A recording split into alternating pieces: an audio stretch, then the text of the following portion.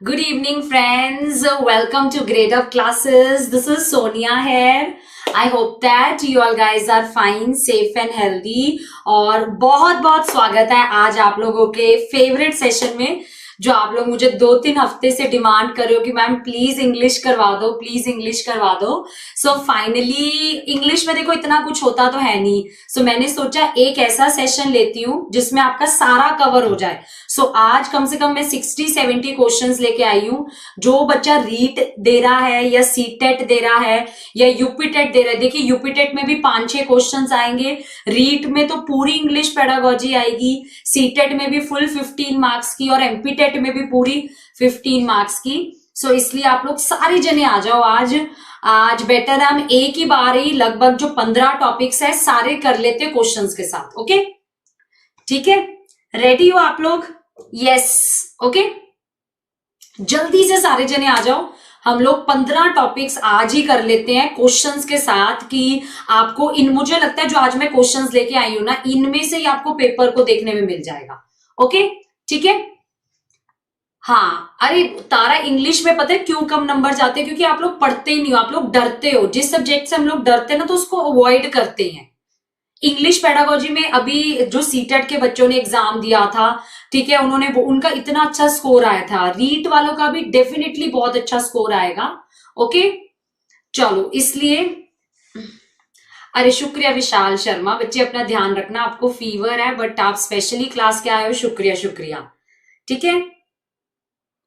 चलिए, बहुत ही बढ़िया। अब मैम डी ट्रिपल एस भी और केवीएस के लिए भी है, क्योंकि उनको भी इंग्लिश पे डी ट्रिपल एस बी वालों को भी, हाँ अरे ये तो मैं भूल ही गई थी बताना, उनको भी आने हैं कम से कम 5 से 10 क्वेश्चन। यस गुज्जर, तो डी ट्रिपल एस बी वाले भी आ जाओ, ठीक है, एंड केवीएस वाले भी, केवीएस वाले बच्चे भी आ जाओ। केवीएस वालों को भी 2 क्वेश्चन आने हैं।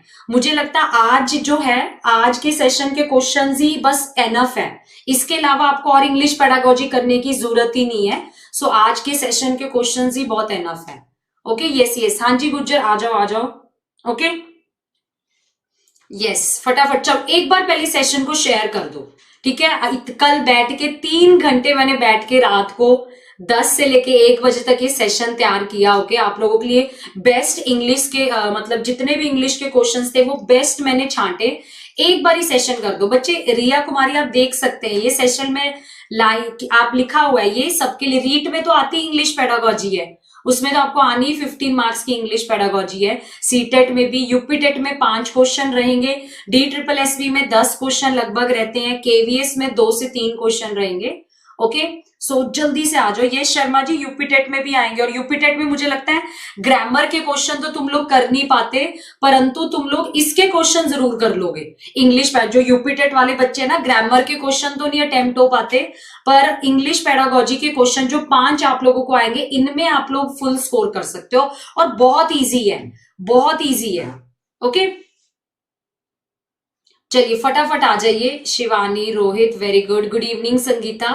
ओके, फिर मैं फटाफट स्टार्ट करती हूँ। सारे टॉपिक्स है, 15 टॉपिक्स लेके आई हूँ, 15 के 15 टॉपिक्स के क्वेश्चंस है। बच्चे, विजय मैम चैट पब्लिक कर दीजिए। विजय चैट पब्लिक तो नहीं कर पाऊंगी बच्चे, आप ग्रेड अप ऐप पे फिर बाकी बच्चे डिस्टर्ब होते हैं। अगर आप यूट्यूब पर आ सकते हो अगर आना है आपको। ओके, यूट्यूब वाले बच्चों के कमेंट्स देख लो, वो फिर आंसर देते हुए मुझे बच्चे ग्रेड अप आपके बोलते हैं मैम, इसलिए प्राइवेट ही रखो चैट। ओके, चलिए, हाँ जी, मेरी classes Thursday, Friday, Saturday, Sunday 8:30 बजे daily. Yes, Thursday, Friday, Saturday, Sunday 8:30 बजे। और संडे को आज ही मैंने वीडियो बनाई थी, सीडीपी का लाइव टेस्ट है आपका 150 नंबर का, सॉरी 150 कह रही, 100 नंबर का लाइव टेस्ट है, ठीक है।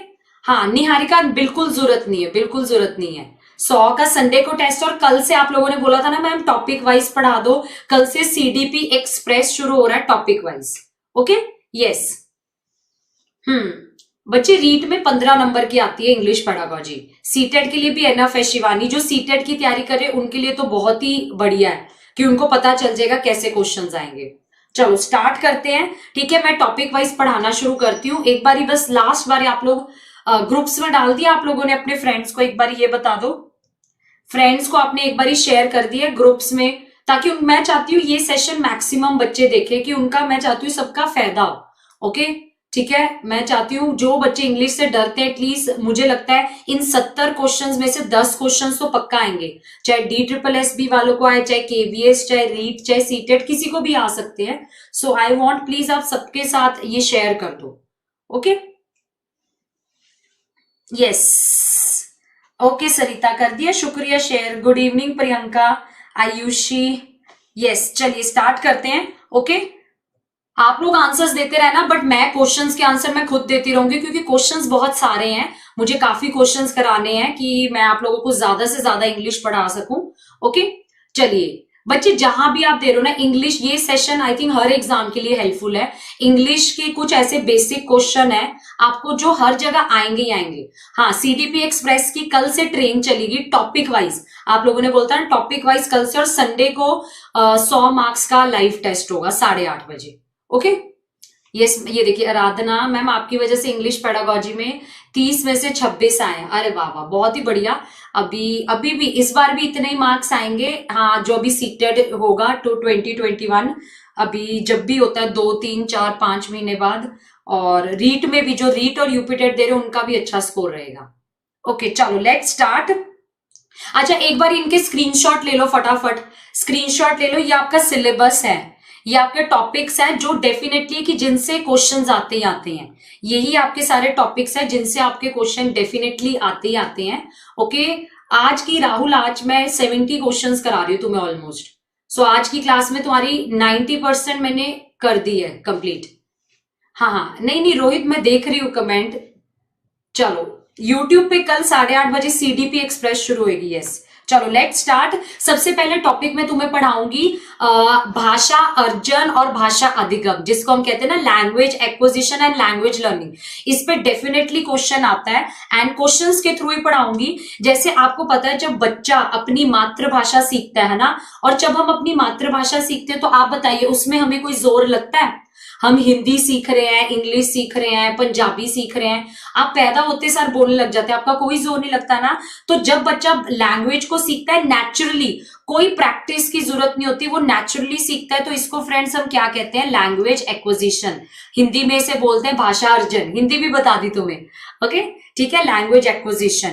ऐसी जो हम जो भाषा सीखते हैं, मदर टंग है ना, मदर टंग को हम और क्या बोल सकते हैं? मदर टंग को हम होम लैंग्वेज भी कह सकते हैं, मदर टंग को हम L1 भी कह सकते हैं।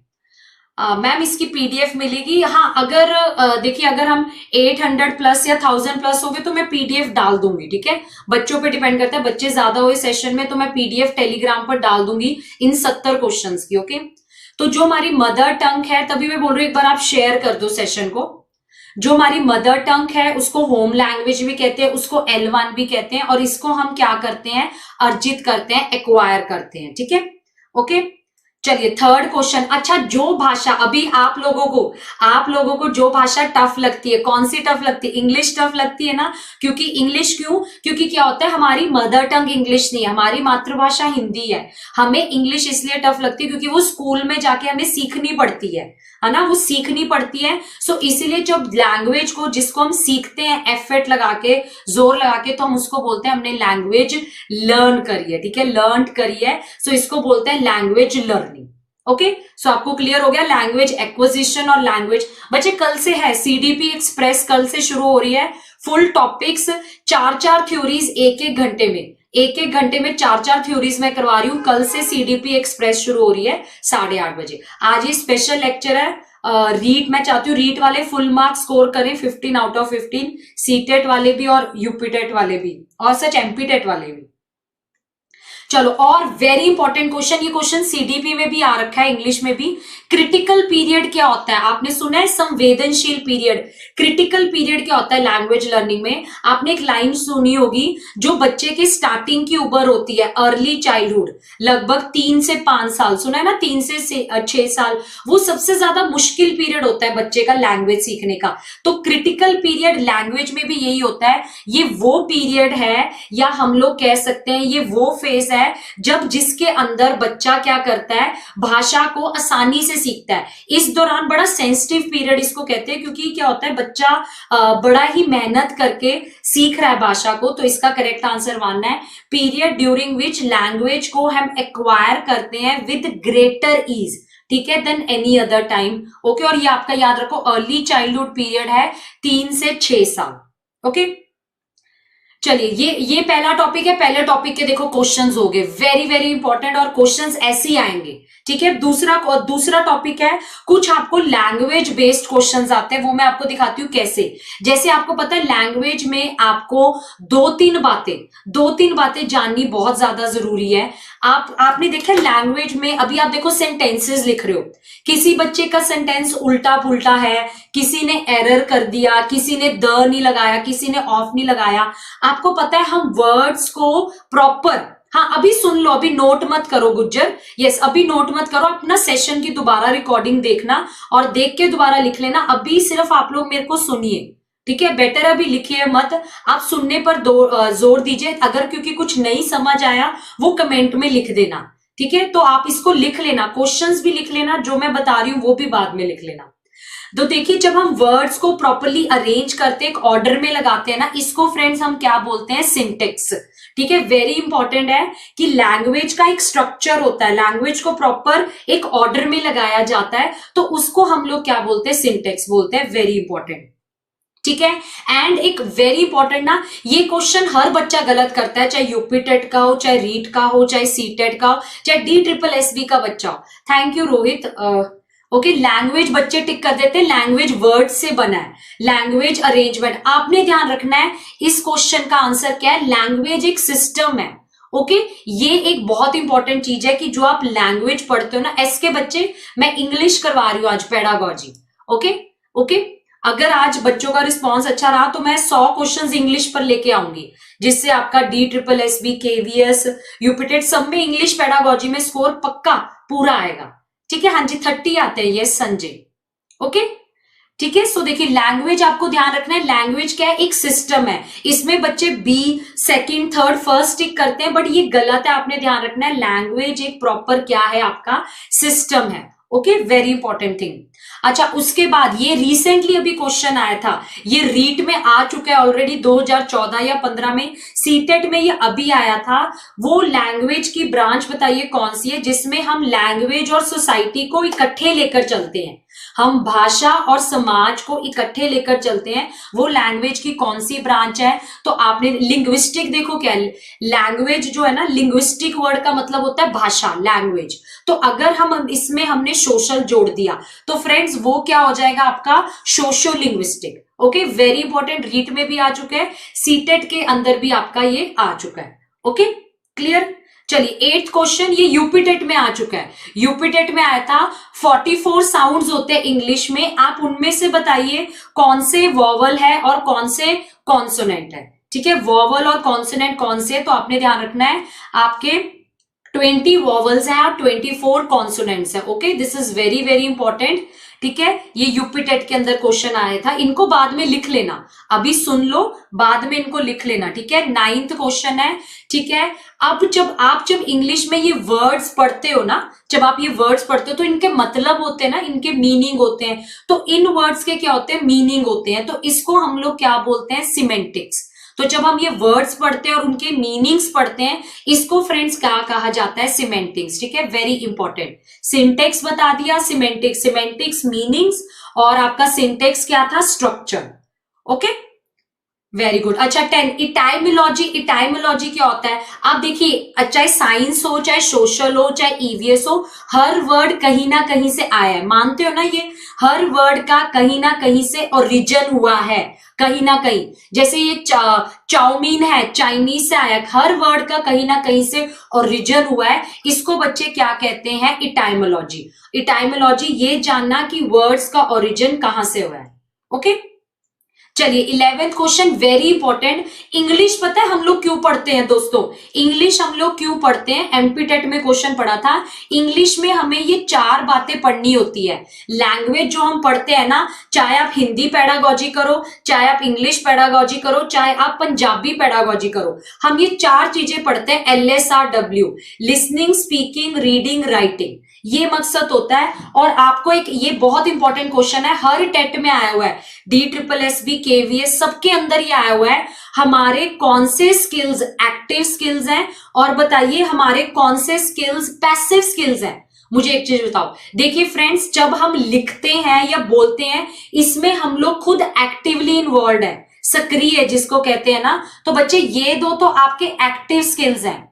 जिसमें हमारा रोल कम होता है वो हमारा होता है लिसनिंग और रीडिंग में। लिसनिंग और रीडिंग में हमारा रोल कम होता है। तो ये जो आपके 2 स्किल्स है ना, यस, ये आपके क्या है? Receptive skills. Okay, very good.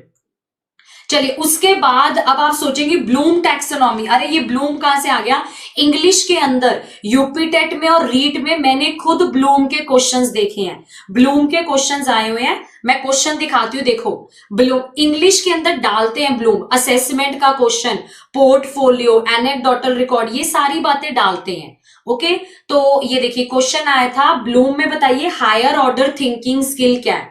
अच्छा, उसके पहले मैं आपको एक ब्लूम दिखा देती हूँ, आपने ये देखी होगी, हिंदी और इंग्लिश मैंने दोनों में डाल रखा है। एक आपको पता है पुरानी ब्लूम थी और एक आपको पता है अभी 2001 में नई बेंजामिन ब्लूम ने नई ब्लूम बनाई है। और इसमें आपको बताऊं, जो नीचे के 3 स्किल्स होते हैं, ये जो नीचे के 3 है ये LOT है। ये जो नीचे के 3 है LOT, lower order thinking skill. और जो ये ऊपर के 3 है वो है आपके HOT, higher order thinking skill. तो इसमें क्वेश्चन में यही पूछा है हायर ऑर्डर क्या है, और हमें पता है ऊपर हमारे क्या है, ये रिमेम्बर फर्स्ट सेकंड थर्ड तो नीचे आते हैं, जो इवैल्यूएशन है मूल्यांकन ये ऊपर है, तो ये आपका क्या होगा? Higher order thinking skill. ठीक है, ये आएगा आपका correct answer will be what? 4th। ठीक है, उसके ये देखिए, ये ऊपर के 3 आप याद रखिए HOTS कहते हैं और नीचे के जो 3 है इनको LOTS कहते हैं। Okay, yes. अच्छा, एक और ये देखिए, एक और क्वेश्चन है जो ब्लूम का आया हुआ है, पर ये रीट या यूपी टेट का ही क्वेश्चन है। इसमें से हाईएस्ट लेवल कॉग्निटिव क्या है? ब्लूम में हमें पता है सबसे नीचे क्या है? रिमेम्बरिंग।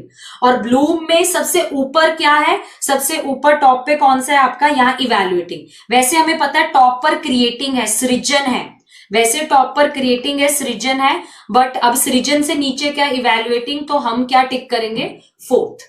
ओके, चलिए जी, चौथा क्वेश्चन जो कि, हाँ रोहित, यस मैं लूंगी daily session, don't worry. Yes, अभी फिलहाल संडे तक डेली चलेंगे सेशन। ओके, 8:30 बजे। चलिए नेक्स्ट है आपके लैंग्वेज के ऊपर कौन कौन से थ्योरिस्ट है। ठीक है, चॉम्स्की, स्किनर, प्याजे, वायकॉस्की। आपको पता है ये 4 बंदे हैं, और भी है स्टीफन क्रेशन जिन्होंने लैंग्वेज पर बात की है। ठीक है, जैसे देखिए कि ये क्वेश्चन है, कौन कहता है कि भाषा अर्जित करने के लिए कोई ड्रिल करने की जरूरत नहीं पड़ती कि तुम हर दिन 10-10 चीजें करो, तुम हर दिन 50-50 चीजें करो। कौन कहता है कि ये करने की जरूरत नहीं है? ये एक फेमस लाइन, और मैं आपको बताऊं इस बंदे की है, वेरी इंपॉर्टेंट, स्टीफन क्रेशन की ये फेमस लाइन है, बहुत ज्यादा आई हुई है, आप लोगों ने याद रखनी है। ठीक है, कौन कहता है कि हमें इंग्लिश पढ़ने के लिए कोई ड्रिल करने की जरूरत नहीं है? सो इसका करेक्ट आंसर है स्टीफन क्रेशन। ओके, वेरी गुड, आप लोग भी सही आंसर्स दे रहे हो।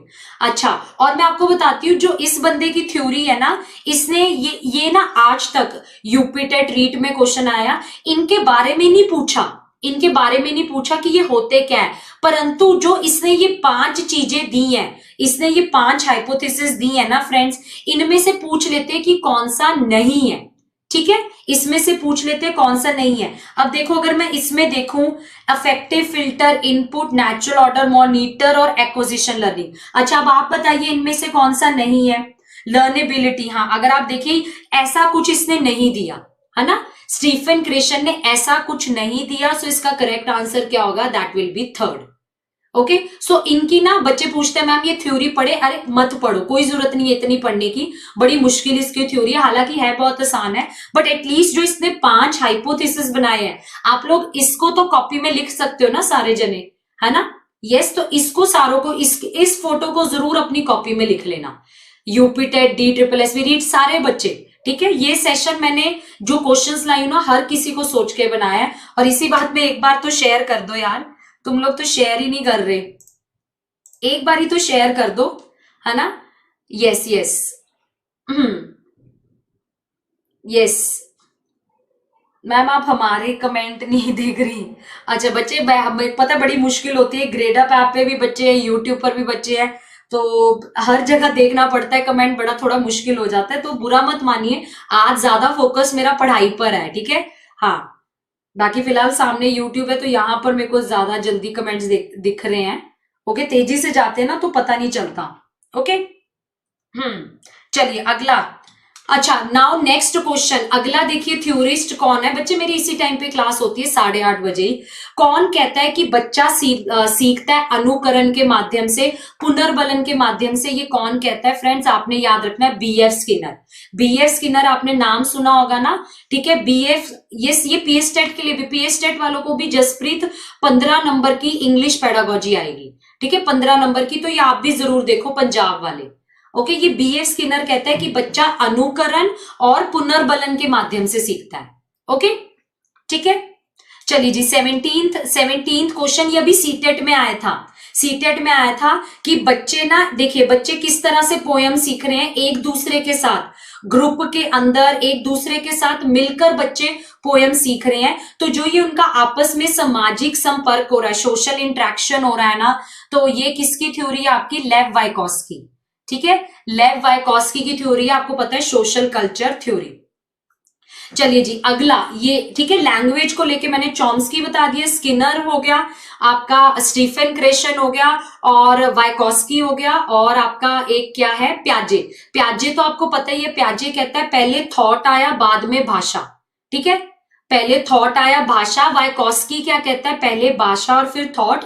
और चॉम्स्की क्या कहते हैं, बच्चे में जन्मजात क्षमता होती है भाषा को अर्जित करने की, बच्चे के अंदर, चॉम्स्की कहते हैं जन्मजात क्षमता होती है भाषा अर्जित करने की। ओके, चलो अब नाउ वेरी इंपॉर्टेंट, ये सबसे इंपॉर्टेंट टॉपिक है इंग्लिश पेडागोजी का, आपके मेथड्स क्या है, इंग्लिश पेडागोजी के आपके मेथड्स क्या हैं। तो देखिए, पहला क्वेश्चन कहते हैं, टीचर बच्चे को फर्स्ट लैंग्वेज में भी पढ़ा रही है और सेकंड लैंग्वेज में भी, मतलब L1 भी और L2 भी है, तो ये कौन सा मेथड है फ्रेंड्स, इस मेथड को बोलते हैं बाइलिंगुअल टेक्निक। बाइलिंगुअल समझते हो ना, मतलब L1 और L2 दोनों का सहारा लिया जा रहा है, L1 में आपकी मदर टंग है और L2 में आपकी क्या आएगी, सेकेंड लैंग्वेज इंग्लिश, ठीक है।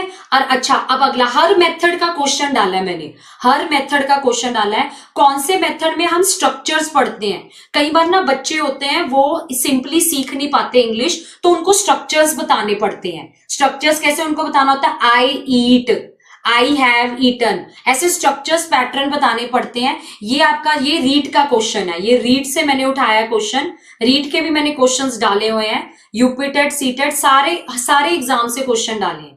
तो ये आपका क्या है बच्चे, स्ट्रक्चरल मेथड, स्ट्रक्चर्स और पैटर्न्स।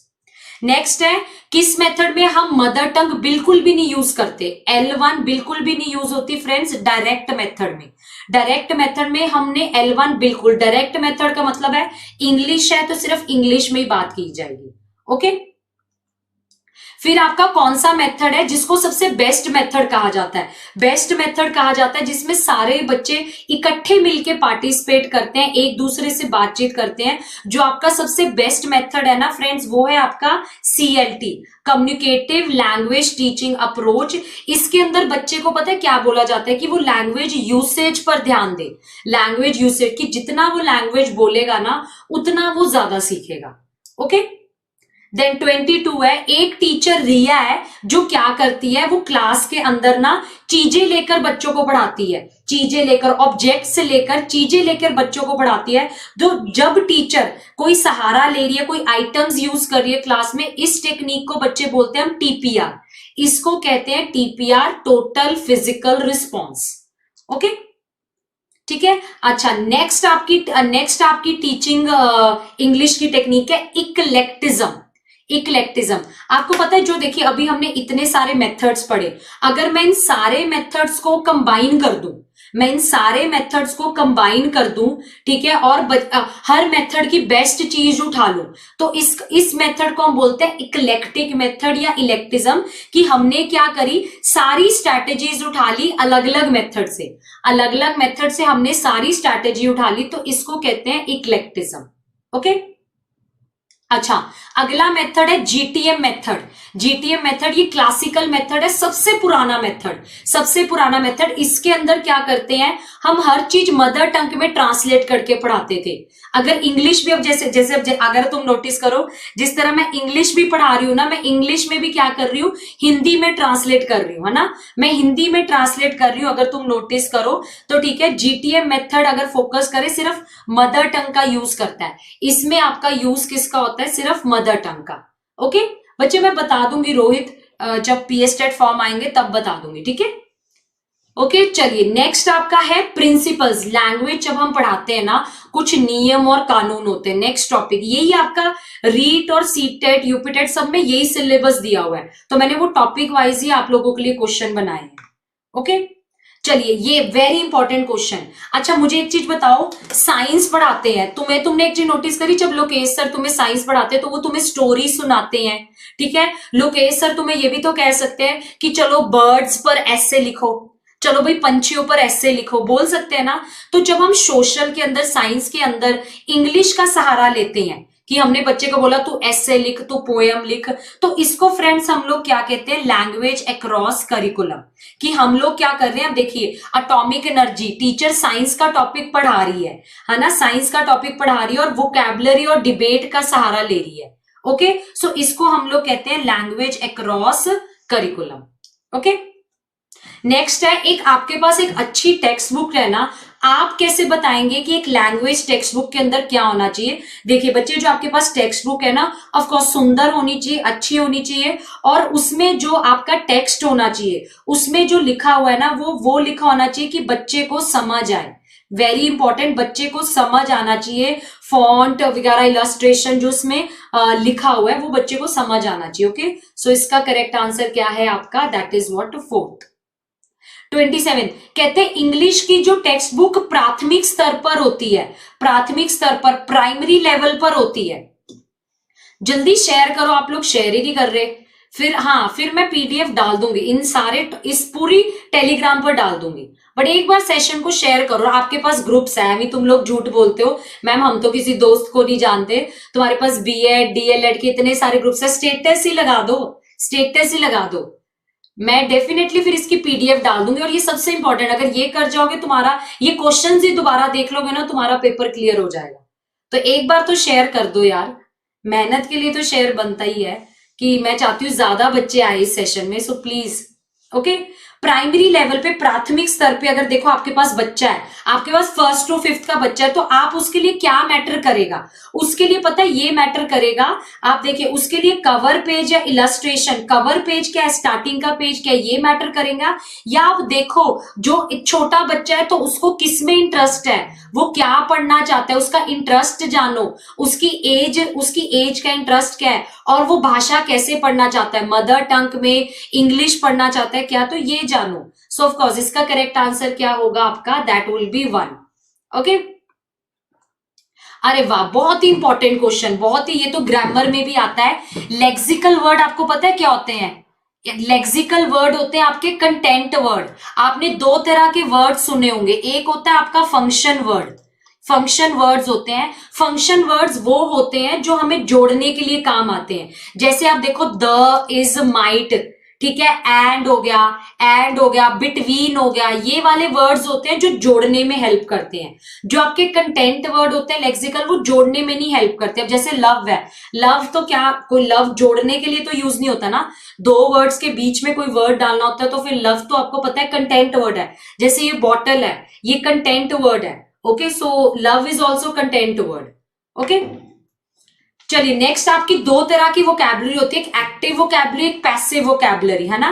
पता है आपको कुछ ऐसे वर्ड्स होते हैं जो हम समझ जाते हैं पर उनको लिखने में नहीं यूज करते। जैसे देखो व्हाट्सअप, ये वर्ड्स आप लोगों ने सुने हैं, व्हाट्सअप, और या आपने सुना है ये, हालेलुया, ऐसे वर्ड सुने होंगे ना। ये पैसिव वोकैबुलरी, मतलब बोलते हैं, आप लोग समझ सकते हो, बट हम लोग यूज नहीं करते। एक्टिव वोकैबुलरी वो वर्ड्स होते हैं जो हम डेली यूज करते हैं, जो हम डेली यूज करते हैं अपनी लाइफ में, वो आपके वर्ड्स हैं एक्टिव वोकैबुलरी वर्ड्स, जो डेली यूज होते हैं। ओके, एंड लिखने में भी काम आते हैं। अच्छा, नेक्स्ट वेरी इंपॉर्टेंट, ये रीट, यूपीटेट, सीटेट तीनों में आया हुआ है ये वाला क्वेश्चन, केवीएस में भी आया हुआ है। कैल्प की फुल फॉर्म, कैल्प की फुल फॉर्म क्या है? Cognitive academic language proficiency. बताओ, कॉग्निटिव एकेडमिक लैंग्वेज प्रोफिशिएंसी। और अभी सीटेट में क्वेश्चन आया था, सीटेट के अंदर क्वेश्चन आया था, सीटेट में जो फुल फॉर्म दी हुई थी ना फ्रेंड्स, सुनो, ये कंट्रोवर्शियल क्वेश्चन है, वेरी इंपॉर्टेंट, इसका स्क्रीनशॉट लेना बहुत इंपॉर्टेंट है, ये बहुत इंपॉर्टेंट है, इसका जरूर स्क्रीनशॉट ले लो। ये सबसे ज्यादा कंफ्यूजिंग क्वेश्चन है जो मार्क्स तुम्हारे गिराएगा। अगर ये क्वेश्चन आ गया ना तो चांसेस है तुम लोग गलत कर सकते हो। एक बहुत जरूरी बात सुनो जो मैं तुम्हें बताना चाहती हूँ, जब इंग्लिश का ये क्वेश्चन आएगा ना, सुनो, जो अभी सीटेट में भी आया था, अगर ये ऑप्शन में ये दोनों लिखे हुए हैं, ऑप्शन में एकेडमिक भी लिखा है, एडवांस भी लिखा है, तो तुमने, सुन लो, एडवांस टिक करना है, तुमने एडवांस टिक करना है, cognitive advanced language proficiency, advance वाला टिक करना है। फुल फॉर्म जैसे तुम देख सकते हो, एक स्टेट की पीडीएफ है, ठीक है, जिसके अंदर आपका क्या था कि पहले जो आपकी फुल फॉर्म आई थी वो एडवांस आई थी, कॉग्निटिव, हाँ एडवांस। ये सिमरन, मैं वही कह रही हूं, अगर आप कैल्क की फुल फॉर्म नेट पर डालोगे तो वो ये दिखाता है, वो ये दिखाता है, बट इसमें चेंजेस हो गए थे तो ये एडवांस हो गया था, कॉग्निटिव एडवांस लैंग्वेज प्रोफिशिएंसी। तो आपने ध्यान रखना है, अगर एडवांस नहीं है तो एकेडमिक टिक कर दो, अगर एकेडमिक गिवन है तो और एडवांस भी गिवन है तो एडवांस टिक करना है। ओके, और एक BICS की फुल फॉर्म भी आती है, बेसिक इंटरपर्सनल कम्युनिकेशन स्किल, ठीक है, जो हम डेली लाइफ में एक दूसरे से बात करते हैं, ये BICS है, ठीक है। और जो आप स्कूल में करते हो, जो आप स्कूल में बात करते हो, टीचर के साथ बात करते हो, वो आपका कैल्प है। Okay, that is kelp. चलो ठीक है, अब अगला टॉपिक देखिए, 4 टॉपिक हमने पढ़ भी लिए, अगला टॉपिक ये भी सबसे ज्यादा इंपॉर्टेंट है। LSRW से बहुत क्वेश्चंस आते हैं, भर भर के क्वेश्चंस आते हैं LSRW से। तो स्टार्ट करते हैं। जैसे अब पहला क्वेश्चन है, जब हम बच्चे को लिखित करवा रहे हैं, ये हिंदी में भी आता है, जब आप बच्चे को कुछ लिखवा रहे हो तो लिखवाने में मुझे बताओ सबसे ज्यादा क्या मैटर करता है? सबसे ज्यादा मैटर करता है कि बच्चा व्याख्या कर पा रहा है, एक्सप्रेशन ऑफ आइडियाज। सबसे ज्यादा ये चीज मैटर करती है कि जब हम बच्चे को लिखवा रहे हैं ना, राइटिंग स्किल में मैटर करता है एक्सप्रेशन ऑफ आइडियाज, कि बच्चा व्याख्या कर पा रहा है या नहीं। ओके, तो आपने ये ध्यान रखना है, राइटिंग स्किल का मेन एम ये है। उसके बाद अच्छा, अब जब बच्चा राइटिंग लिख रहा है, राइटिंग स्किल लिख रहा है, तो आपने एक चीज ध्यान रखना है, लिखने में जब आप ऐसे लिखते हो तो सबसे इंपॉर्टेंट चीज है, जैसे हिंदी में भी वो बोलेंगे बच्चे ने पैराग्राफ लिखा, तो सबसे इंपॉर्टेंट चीज है लॉजिकल सीक्वेंस। बच्चा जो लिखता है ना, ऑफकोर्स अब पैराग्राफ में आपको पता है, पहले आप इंट्रो लिखते हो, फिर बीच की बॉडी होगी, फिर निष्कर्ष हो गया, कंक्लूजन एट द एंड, है ना। तो उसमें लॉजिकल सीक्वेंस बहुत मैटर करता है। ओके, ठीक है। और उसके बाद देखो, एक बच्चे ने पोस्टर बनाया, एक कंपटीशन के लिए बच्चे ने पोस्टर बनाया, आप उसके पोस्टर को किस बेसिस पर जज करोगे? देखो, जो बच्चे ने पोस्टर बनाया है, पोस्टर के अंदर स्पेशली, अब पोस्टर है तो पोस्टर में तो मुझे पता है बच्चे की क्रिएटिविटी देखी जाएगी, बच्चे ने पोस्टर कितना सुंदर बनाया है, बच्चे का कंटेंट कैसा है ना।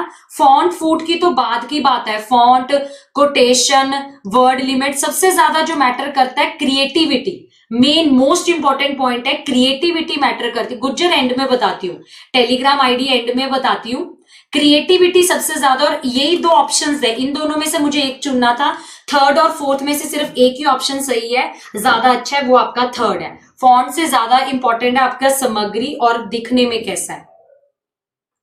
34th है। अच्छा, ये देखिए, चलिए अब आप लोग इसका आंसर दीजिए। मैंने आपको अभी समझाया है, इंग्लिश हो या हिंदी हो, उसमें अगर बच्चा पैराग्राफ लिख रहा है तो बताइए क्या चीज मैटर करती है?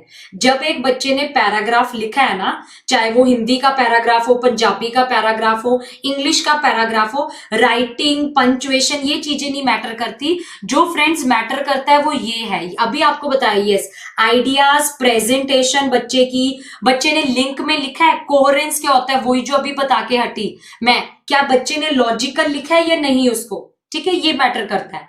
चलिए 35th क्वेश्चन, जब आप पढ़ते हो, अच्छा आपने देखा है क्वेश्चन आता है पठन कौशल, सृजनात्मकता, राधा क्रिएटिविटी मतलब होता है सृजनात्मकता की कुछ नया करो।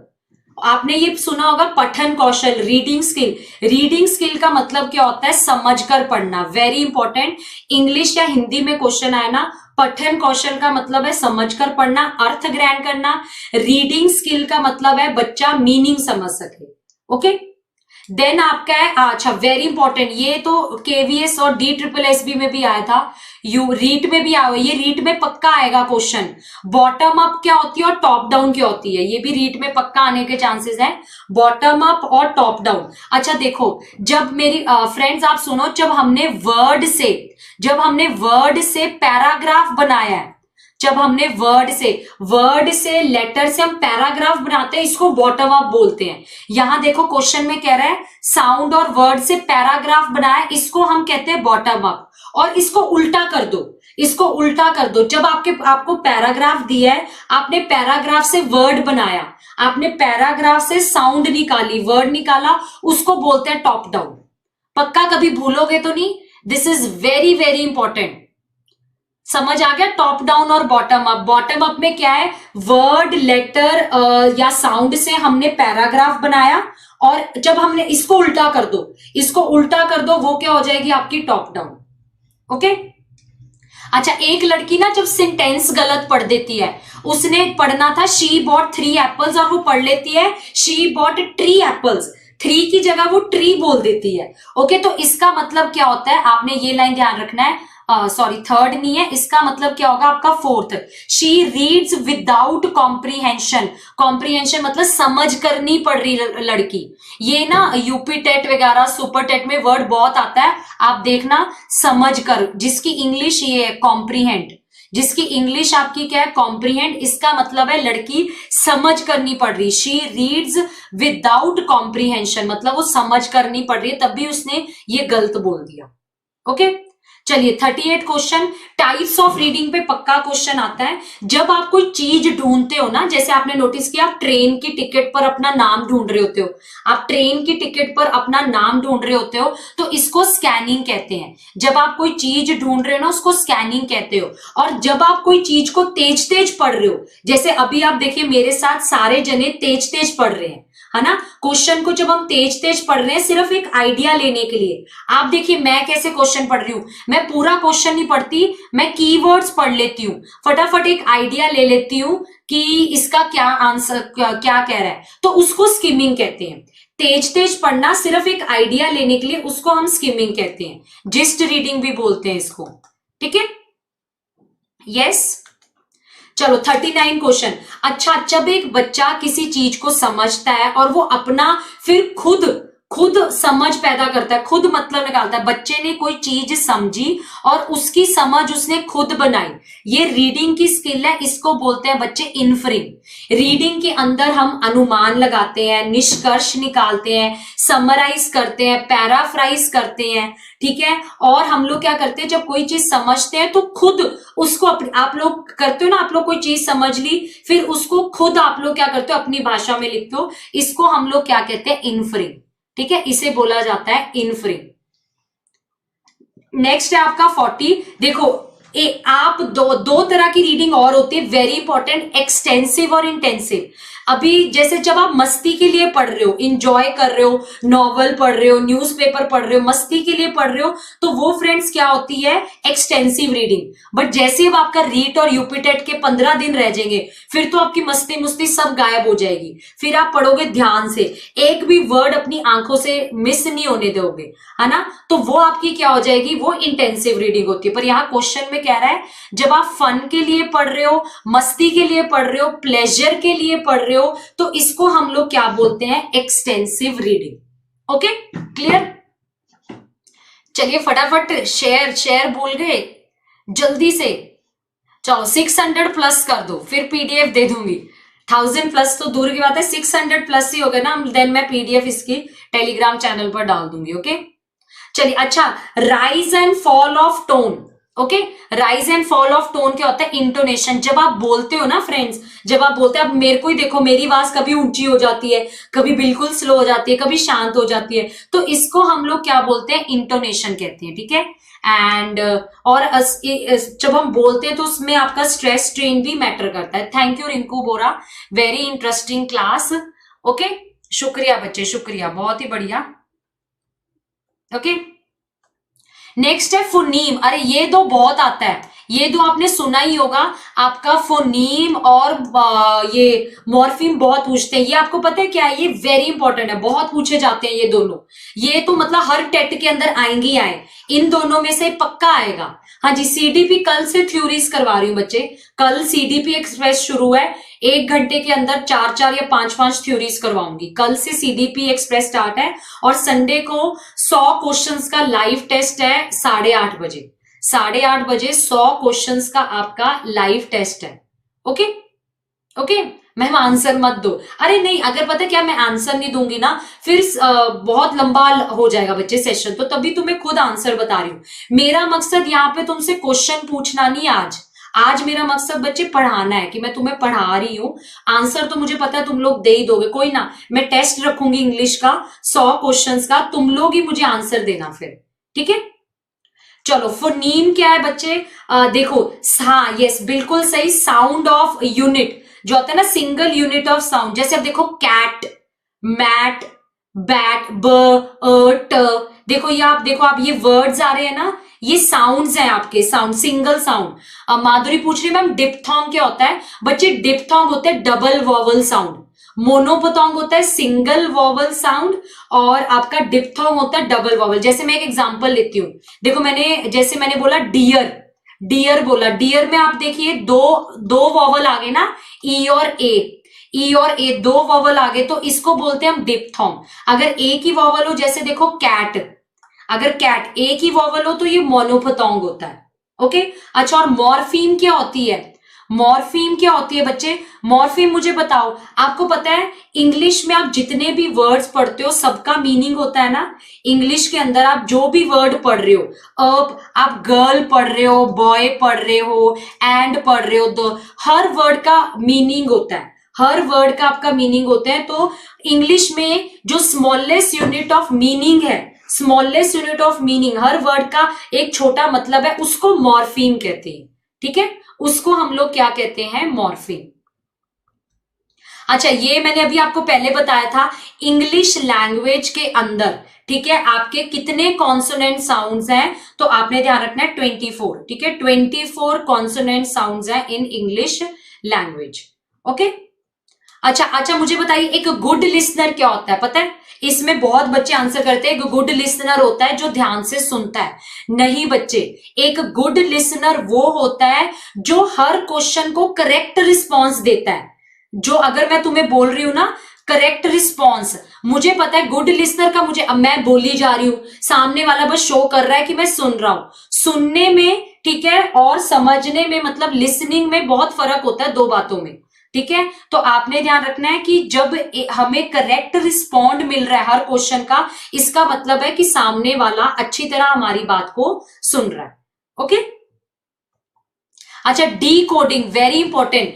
डी कोडिंग क्या होता है? हाँ, ये मैं बताऊंगी रोहित, एंड में बताऊंगी डी कोडिंग क्या होता है।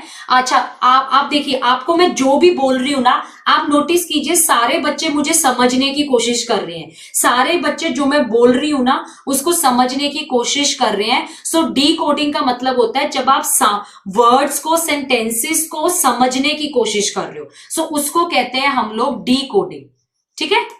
ओके, जब आप समझने की कोशिश कर रहे हो। उसके बाद ये अभी हमने किया है लिसनिंग और रीडिंग, आपको बताया ये रिसेप्टिव स्किल है, ठीक है। राइटिंग और स्पीकिंग आपकी है एक्टिव स्किल, और ये दोनों आपकी क्या है? लिसनिंग और रीडिंग रिसेप्टिव स्किल। ओके, अच्छा, ये एक चीज बताओ, जब आप देखिए, जब एक कम्युनिकेशन टेक्निक है जिसमें लिसनर फीडबैक भी दे रहा है साथ साथ, जो उसको सुनाई दे रहा है। अब मैं तुम्हें पढ़ा रही हूं, तुम मुझे साथ साथ फीडबैक भी दे रहे हो, ठीक है, साथ साथ मुझे बता भी रहे हो। ये बताओ मुझे कौन सी लिसनिंग होगी? Active listening, appreciative listening, informative listening, या पैसिव लिसनिंग? चलो ये वाला आंसर मुझे तुम लोग बताओ।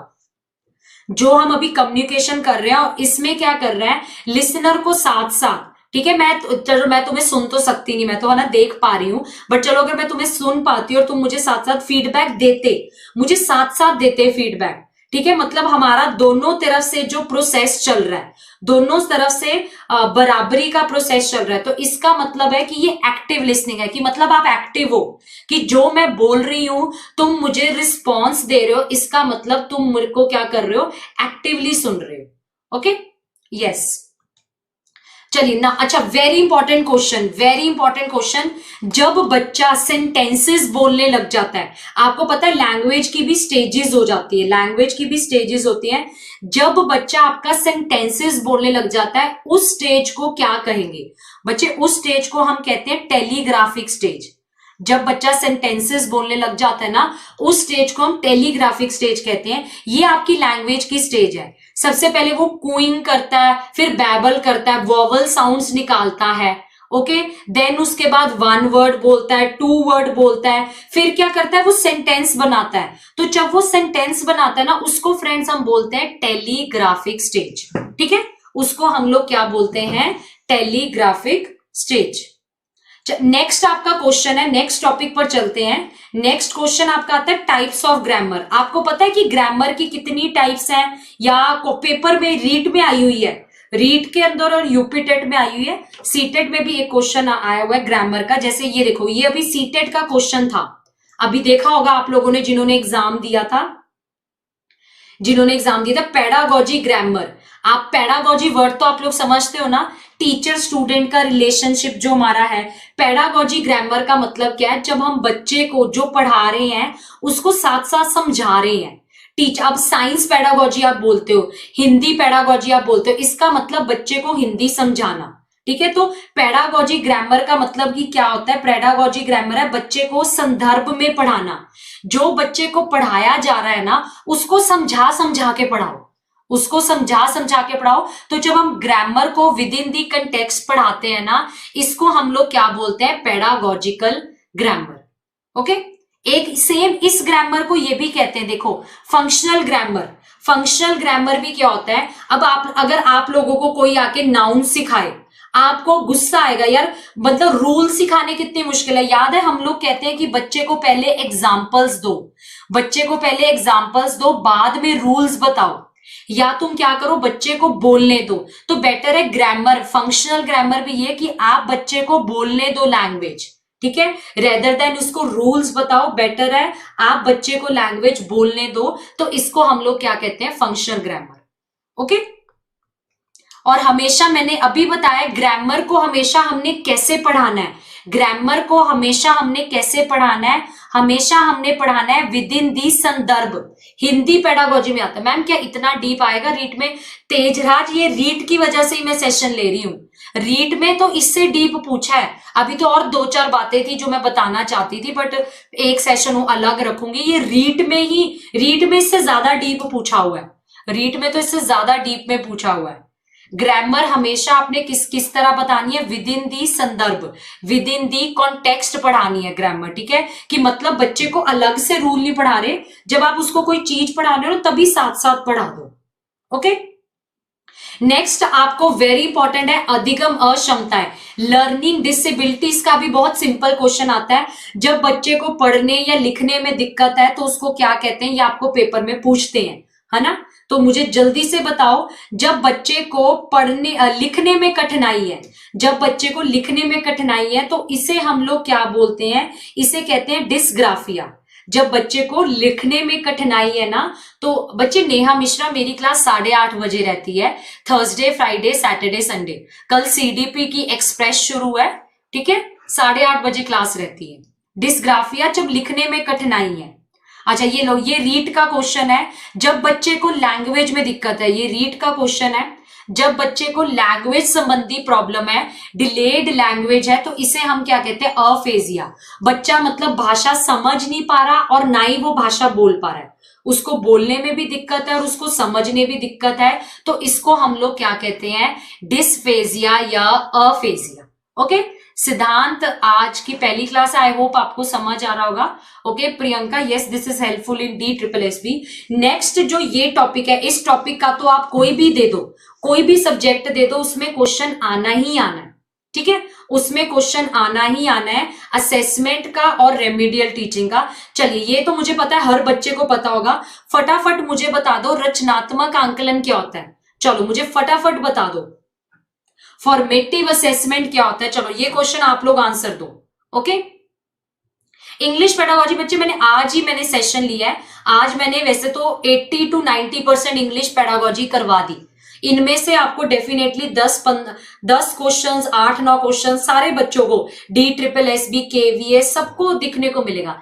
नित्यापाल वेलकम है, आपकी फर्स्ट क्लास है। आप लोग चैनल सब्सक्राइब कर लेना ताकि कल भी 8:30 बजे आप मेरी क्लास में आ सको। ओके, हाँ तुम्हें निशु डोंट वरी, टाइम दूंगी आंसर देने का, ठीक है। जब मैं मैं इंग्लिश पेडागोजी का टेस्ट लूंगी, मैं जब टेस्ट लूंगी तब तुम लोग आंसर देना, ठीक है। आज अभी मेरी सुन लो तुम लोग। हाँ जी बच्चे, फॉर्मेटिव असेसमेंट में क्या होता है, इसमें यस हम बच्चे को फीडबैक देते हैं। इसमें हम लोग ये असेसमेंट सारा साल चलती है, ठीक है। बच्चे की गलतियां देखना, उनको फीडबैक देना, प्रतिपुष्टि देना। इसमें मार्क्स पर, ग्रेड्स पर, नंबर पर, किसी पर फोकस नहीं किया जाता। यस बिल्कुल सही। सेशन को यार शेयर तो कर दो, पीडीएफ चाहिए फटाफट शेयर कर दो। 600 प्लस पर पीडीएफ मिल जाएगी पूरे इन क्वेश्चंस की। अच्छा, और जो असेसमेंट मंथ के एंड में होती है टर्म टेस्ट, जिस असेसमेंट पर फोकस बच्चे मार्क्स पर होता है, ग्रेड्स पर होता है, कंपटीशन पर फोकस किया जाता है, जिस असेसमेंट में कंपटीशन पर, ग्रेड्स पर, मार्क्स पर फोकस किया जाता है, उसमें उसको कहते हैं समेटिव असेसमेंट, योगात्मक आंकलन। देवेंद्री वर्मा, यस यूपी टेट में 4-5 क्वेश्चन आएंगे आज के सेशन से।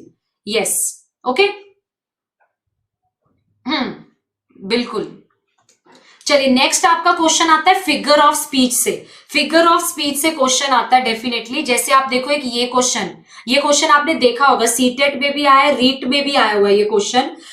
जब आपने देखा है आजकल हमें मार्केट में चीजें कैसे बोलते हैं फैट फ्री चिप्स ले लो, शुगर फ्री बिस्किट्स ले लो, है ना, फैट फ्री चिप्स ले लो, शुगर फ्री बिस्किट्स ले लो। तो ये क्या करता है, ये हमें अट्रैक्ट करने का तरीका है। इसको क्या बोलते हैं हम, सीमेंटिंग स्लांटिंग। इसको फ्रेंड्स हम लोग क्या कहते हैं, सीमेंटिव स्लांटिंग, ठीक है। जब ऐसे हमें कोई अट्रैक्ट करता है ये बातें लिखकर। ओके अच्छा, एक आपको पता है मिनिमल पेयर्स क्या होते हैं, मिनिमल पेयर्स, ठीक है। ये रीट में आया हुआ है क्वेश्चन, मिनिमल पेयर्स क्या होते हैं। जैसे देखो बैट, कैट, मैट, ये मिनिमल पेयर्स हैं, इनको हम मिनिमल पेयर्स होते हैं। मिनिमल पेयर्स मतलब हमारी, देखो ये किस चीज में प्रैक्टिस करवा रहे हैं मिनिमल पेयर्स, ये प्रैक्टिस करवा रहे हैं प्रोनाउंसिएशन में। कैट, बैट, मैट हमारी प्रोनाउंसिएशन में प्रैक्टिस हो रही है, तो इनको कहते हैं मिनिमल पेयर्स। ओके 58 क्वेश्चन, एक ये दो बहुत आते हैं, ये दो तुम पक्का कर जाना, होमोग्राफ और होमोफोन्स। सुने ये आप लोगों ने, होमोग्राफ और होमोफोन्स, ये तो पक्का कर जाना, जरूर पूछते हैं।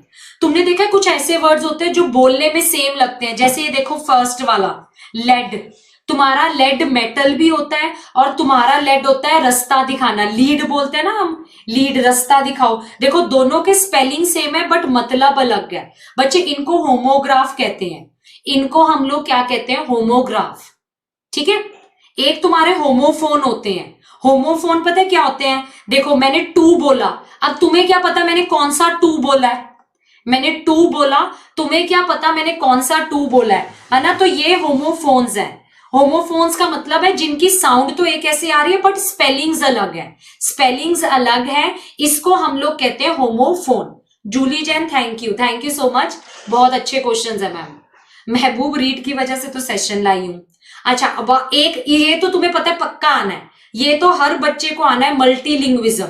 मल्टीलिंग्विज्म पे डेफिनेटली क्वेश्चन आना है, ठीक है, डेफिनेटली आना। जैसे कहते हैं एक हिंदी का टीचर है, उसको पंजाब के एरिया में भेज दिया, तो वो टीचर बताओ क्या करेगा, हिंदी का टीचर वो कंप्लेन कर दे कि नहीं मुझे तो वापस भेज दो, या वो बच्चों को बोले कि नहीं तुम अपनी पंजाबी करो, मैं नहीं हिंदी कराता, ये गलत बात है। उस टीचर ने क्या करना है, उसने हमें पता है बच्चे पंजाबी बोलते हैं, बच्चे पंजाबी बोलते हैं, तो हमें उन्हीं का वो सहारा लेके, उन्हीं की भाषा को हमने रिसोर्स मानना है और बच्चे को पढ़ाना शुरू करना है ना। तो टीचर ने भागना नहीं है मुसीबत से। क्लास में अगर आपके बहुत तरह के बच्चे हैं तो आपने ध्यान रखना है, लैंग्वेजेस को आपने हमेशा एक साधन मानना है, आपने हमेशा फ्रेंड्स एक रिसोर्स मानना है। ओके, ये बहुत इंपॉर्टेंट है। Thank you Pushpendra Rajput. 60 question देखो, एक बच्चे को नए स्कूल में एडमिशन मिली और वो बच्चा 4 भाषाएं बोल पा रहा था। एक बच्चे को नए स्कूल में एडमिशन मिली और वो बच्चा 4 भाषाएं बोल पा रहा था। इसका मतलब वो बच्चा क्या है? यस, वो बच्चा हम बोल सकते हैं कि वो क्या है? मल्टीलिंगुअल। ठीक है, एक बच्चा आपकी 4 भाषाएं बोल पा रहा था, इसका मतलब है कि वो बच्चा क्या है? आपका मल्टीलिंगुअल, राइट? ठीक है, हाँ, smallest unit of meaning is morpheme. Yes yes, Ufaq Shahid best class ever. शुक्रिया बच्चे, शुक्रिया। नेक्स्ट आपका क्वेश्चन आता है टीचिंग लर्निंग मटेरियल पर, TLM पर क्वेश्चन आता है। देखिए ये रीड का क्वेश्चन है, ये रीड का क्वेश्चन है आपकी ऑडियो विजुअल एड्स जो आप यूज करते हो ना। हाँ हाँ, मुझे पता है शानली, मैं जानबूझ के हिंदी थोड़ा बोल रही हूँ कि क्योंकि कुछ बच्चे कह रहे हैं मैम कुछ वर्ड समझा दो, सो डोंट वरी, मैं तभी कुछ थोड़ी बातें हिंदी में भी बोल रही हूँ। ठीक है, ऑडियो विजुअल एड्स लर्निंग को क्या कराते हैं? आप देखो ऑडियो विजुअल एड्स क्या है, आपके ब्लैक बोर्ड हो गया, टीवी हो गया, फिल्म्स होगी, तो ये लर्निंग इजी भी बनाते हैं, इफेक्टिव भी और इंटरेस्टिंग भी। तो इसका आंसर क्या होगा आपका? ऑल ऑफ दीज, है ना। इसका आंसर क्या होगा आपका? All of these. चलो यार जल्दी से, थोड़े से क्वेश्चन रह गए, एक लास्ट बारी शेयर कर दो, एक लास्ट बारी शेयर कर दो फ्रेंड्स, फटाफट जल्दी से, फटाफट जल्दी से एक बारी पहले शेयर कर दो। आखिरी के इंपॉर्टेंट क्वेश्चंस रह गए, अभी एनसीएफ के क्वेश्चन रह गए हैं, एनसीएफ 2005 के क्वेश्चन रह गए हैं कि एनसीएफ इंग्लिश पर क्या कहता है। जल्दी से, ई लर्निंग क्या है? एक ये क्वेश्चन आया हुआ है। ई लर्निंग आपको पता ही है, इलेक्ट्रॉनिक, है ना। अभी आप किस माध्यम से पढ़ रहे हो? ऑनलाइन पढ़ रहे हो ना, ऑनलाइन पढ़ रहे हो, तो ये क्या है आपका कि आप इलेक्ट्रॉनिक मीडिया यूज करके अपनी पढ़ाई को कर रहे हो। So that is what your e learning. ठीक है, नेक्स्ट है, जब भी आप क्लास, देखिए आपके पास क्लास के अंदर आप लैंग्वेज आइटम को कैसे सिलेक्ट करोगे? जब क्लास में टीचर लैंग्वेज पढ़ा रही है ना, तो आप बताइए क्या सिलेक्ट करोगे? Worksheet, vocabulary? नहीं। रूल्स पे फोकस? नहीं। सबसे इंपॉर्टेंट है, जो भी टीचर चीज यूज करेगी क्लास में पढ़ाने के लिए, तो बहुत मैटर करता है कि वो बच्चे की हर चीज कवर करे, बच्चा उससे सीखे और वो पढ़ाने में भी आसान हो टीचर को। ओके, अच्छा, और टीचर को क्या क्या मुश्किलें होती है जब वो लैंग्वेज पढ़ा रही है? जब टीचर क्लास में लैंग्वेज पढ़ा रही है तो बच्चों को क्या क्या दिक्कतें हो सकती है? चलिए जी, ये रीड का क्वेश्चन है। देखिए, कहते हैं लैंग्वेज स्किल्स को हम बेटर कैसे सीख सकते हैं। आपने एक लाइन पढ़ी होगी, जो आपके ये चारों स्किल्स होते हैं LSRW, इनको हमेशा कहते हैं इकट्ठे पढ़ना चाहिए, राइट? इनको इंटीग्रेट के पढ़ो, ऐसा नहीं है कि आप एक चीज करो, इनको होता है कि आप चारों को इकट्ठे पढ़ो। ठीक है, सो इंटीग्रेटेड मैनर में पढ़ना चाहिए सारे लैंग्वेज स्किल्स को। ओके, उसके बाद है जो आपकी समावेशी कक्षा, ये तो आसान है। समावेशी कक्षा में आपका स्पेशल बच्चा और नॉर्मल बच्चा, विशेष बच्चा और सामान्य बच्चा सब इकट्ठे पढ़ते हैं, राइट? सब इकट्ठे पढ़ते हैं एक समावेशी क्लास में। तो ये भी आया हुआ है रीड का क्वेश्चन। ठीक है, रीड में ये भी क्वेश्चन आया हुआ है, कहते हैं आजकल हम जो बच्चों को इंग्लिश पढ़ा रहे हैं ना, उसमें तुम्हें पता है कि कितनी दिक्कतें हो रही है। बच्चों को जो इंग्लिश पढ़ाई जा रही है, ग्रामर पे फोकस कराया जाता है, लैब नहीं है स्कूलों में, लैंग्वेज लैब नहीं है। अब जिस तरह मैं पढ़ा रही हूँ, देखो मैं कैसे पढ़ा रही हूँ इंग्लिश, मैं ट्रांसलेट करके पढ़ा रही हूँ, है ना। तो ये दिक्कतें हैं, ये रीट में पूछा हुआ था। ये सारी दिक्कतें आजकल स्कूलों के अंदर, ग्रामर पे फोकस है, रूल्स पर फोकस है, लैंग्वेज लैब नहीं है, एंड इंग्लिश को ट्रांसलेट कर कर पढ़ाया जा रहा है। ओके, ठीक है। और आप देखिए, आप अगर क्लास के अंदर एक जेंडर बाइस पे भी पक्का क्वेश्चन आता है। अगर क्लास में आपके अलग अलग बच्चे हैं ना, तो इट इज वेरी इंपॉर्टेंट कि आप हर बच्चे की तरफ रिस्पेक्ट करो, है ना। जेंडर बाइस, हमने लड़की और लड़के किसी में भी भेदभाव नहीं करना है, हर बच्चे की हमने क्या करनी है? रिस्पेक्ट करनी है। ठीक है, किसी में भी भेदभाव हमने नहीं करना है। ठीक है, ये आपने ध्यान रखना है।